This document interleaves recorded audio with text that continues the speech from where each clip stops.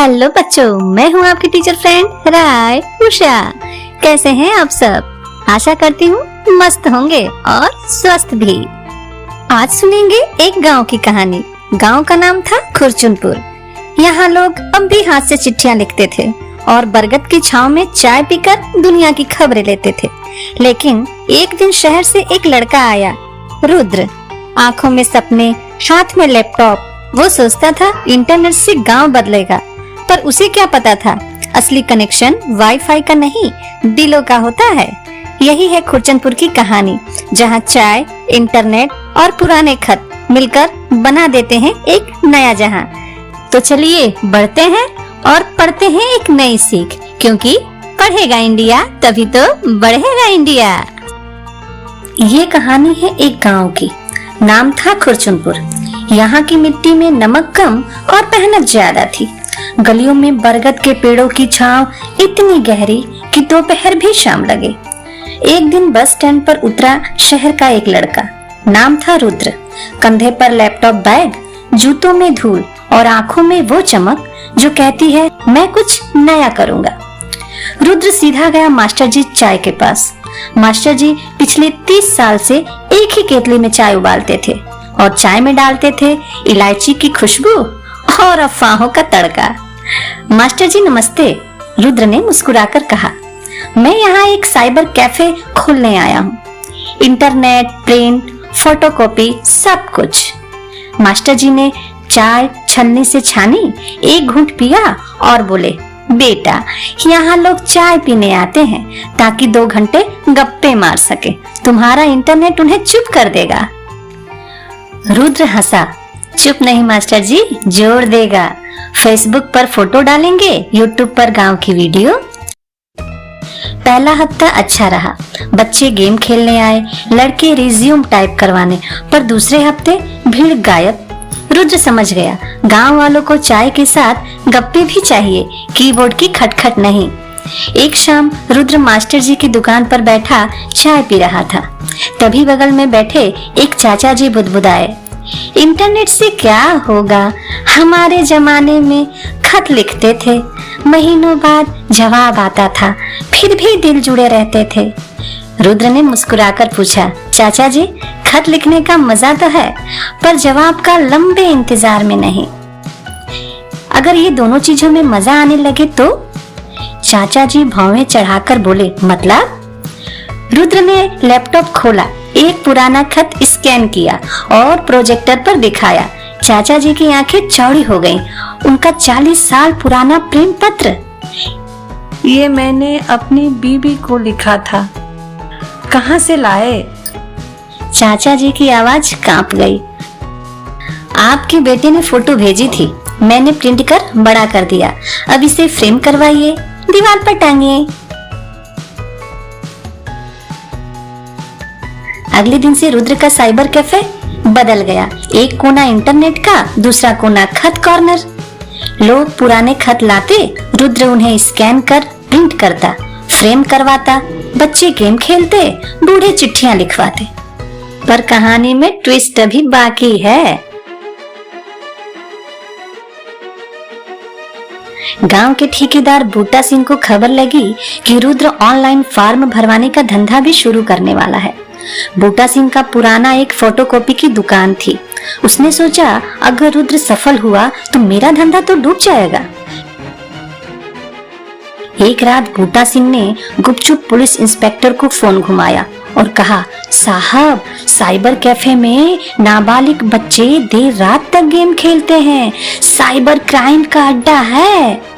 सुबह सुबह जीप आई। इंस्पेक्टर ने दुकान में ताला ठोक दिया। रुद्र बाहर खड़ा हाथ में चाय का गिलास लिए हुए था। मास्टर जी दौड़े आए। अरे साहब, ये तो गांव का नया स्कूल है। इंस्पेक्टर ने कागज दिखाते हुए कहा, शिकायत है साइबर क्राइम का।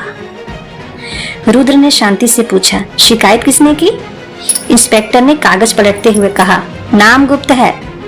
तभी भीड़ में से बूटा सिंह की आवाज आई, हाँ मैंने की। ये लड़का मेरे धंधे पर डाका डाल रहा है। गांव वाले हंस पड़े। सरपंच बोले, बूटा तूने गलत निशाना लगाया है। रुद्र ने तेरा ठेका नहीं, तेरी सोच बचाई है। फिर हुआ ये कि मास्टर जी ने अपनी दुकान का आधा हिस्सा रुद्र को दे दिया और बूटा सिंह ने अपना पुराना प्रिंटर भी। तीनों ने मिलकर कुछ नया खोला। चाय नेट खत, सुबह चाय, दोपहर इंटरनेट और शाम को खत लिखने की महफिल। दीवार पर फ्रेम में लटकते पुराने प्रेम पत्र। बच्चे गेम खेलते, दादियां व्हाट्सएप सीखती। रुद्र की आंखों में वही चमक थी, पर अब उसमें गांव की मिट्टी की खुशबू भी मिल गई थी। और हाँ, बूटा सिंह अब कैफे के मैनेजर हैं। उनका पुराना दुकान अब फ्री वाईफाई जोन बन चुका है। समझे, नया और पुराना जब गले मिलते हैं तो गांव भी शहर बन जाता है, बिना शहर का शोर लिए। खुर्चनपुर की शामें अब पहले से अलग थी। चाय नेट खत कैफे की छत पर लाल नीली लाइटें झिलमिलाती, मानो कोई छोटा सा तारा मंडल उतर आया हो। रुद्र टूटे हुए प्रिंटर को ठीक कर रहा था, मास्टर जी चाय छान रहे थे और बूटा सिंह बोर्ड पर नया मेन्यू लिख रहे थे। इलायची चाय 10 रुपए, खत स्कैन प्लस फ्रेम का 30 रुपए, दिल की बात टाइप करना मुफ्त। अंदर बैठी थी एक 11 साल की गुड़िया और उसकी दादी। गुड़िया लैपटॉप पर उंगलियां दौड़ा रही थी और दादी आंखें मूंदे पुराना गीत गुनगुना रही थी। रुद्र ने धीरे से पूछा, दादी खत लिखना है क्या? दादी ने आंखें खोली, आंखों में समुंदर। हाँ बेटा, मेरे पोते को, वो दुबई में रहता है, 2 साल हो गए, आवाज भी नहीं सुनी उसकी। रुद्र ने कीबोर्ड सादा किया, दादी बोलती गई और रुद्र लिखता गया। नाती, तेरी दादी की उंगलियां अब कांपती हैं, पर दिल आज भी तेरे नाम से धड़कता है। याद है तू छोटा था, मैं गन्ने का रस पिलाती थी, तेरे मुंह पर गुड़ की मूछें बन जाती थी। अब तो यहाँ गुड़ भी मीठा नहीं लगता। बस एक बार आजा, मैं तेरे लिए आखिरी गन्ना निचोड़ना चाहती। लिखते लिखते तेरी दादी की आंखें भी नम हो गई। उसने प्रिंट निकाला और उससे फ्रेम में लगाया और दादी के हाथों में थमा दिया। दादी ने फ्रेम सीने से लगाया, फिर रोने लगी। बेटा, ये कागज नहीं, मेरी जान है। गुड़िया ने दादी को गले लगाया। दादी, मैं अभी वीडियो कॉल लगाती हूँ। दादी, स्क्रीन पर पोते का चेहरा उभरा। दादी बस रोती रही। पोता रोने लगा। मैं आ रहा हूँ अगले हफ्ते। कैफे में सन्नाटा था, सबकी आंखें भीगी थी। मास्टर जी ने चाय का कप रुद्र के हाथ में रखा और कहा, बेटा, तू कैफे नहीं चलाता, बल्कि दिल को दिल से जोड़ता है। बूटा सिंह ने बाहर कीबोर्ड पर चौक से लिखा, आज का स्पेशल मुफ्त ऑनलाइन कॉलिंग। रात गहराई, कैफे की लाइटें बुझी, पर अंदर दादी और पोते की घंटों बातें चलती रही। रुद्र खड़ा देख रहा था। उसने मास्टर जी से धीरे से कहा, मास्टर जी, मैं शहर इसलिए छोड़ आया था कि कुछ नया करूंगा, पर आज पता चला नया नहीं, पुराना जोड़ना था। मास्टर जी ने कंधा थपथपाते हुए कहा, बेटा, तूने खत नहीं जोड़े, दिल के टूटे तार जोड़े हैं।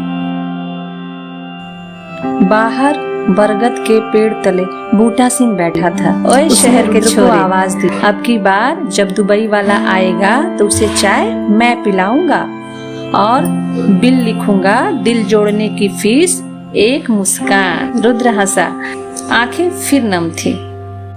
कैफे का बोर्ड फिर बदल चुका था। चाय 10 रुपया, इंटरनेट 20 रुपया, खत अनमोल, आंसू मुफ्त पोछे जाएंगे।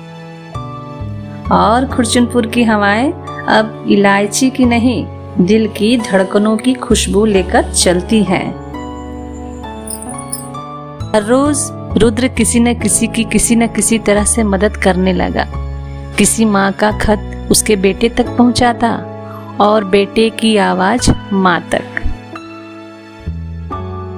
ये है रुद्र की कहानी, जो हमें बताती है कि मन को तसल्ली और सुकून पैसों से नहीं मिलती, बल्कि दूसरों की मदद करने से मिलती है।